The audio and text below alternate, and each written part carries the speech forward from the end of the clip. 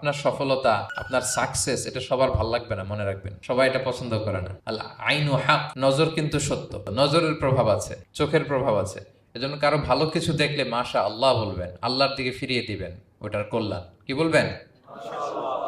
একটা সুন্দর ফুটফুটে বাচ্চা দেখলে মাশা আল্লাহ। কারো সফলতা দেখলে, কারো ফার্মে গেলেন, বাগানে যেয়ে দেখলেন ফল মূল ভর্তি, কি বলবেন? মাশা আল্লাহ, বিসমিল্লাহ মাশা আল্লাহ বললে এটাতে আর ক্ষতি হয় না। অনেকে বলে যে বাবা মা মাশাল্লাহ বলা লাগে না, বাবা মা আর নাকি মামা, এই তিনজন নাকি মাশাল্লাহ না বললে কিছু, এটা ভুল কথা। বাবা মারা বলতে হয়। বাবাও তার ছেলের কোনো সাকসেস, ভালো কিছু দেখলে কি বলবে?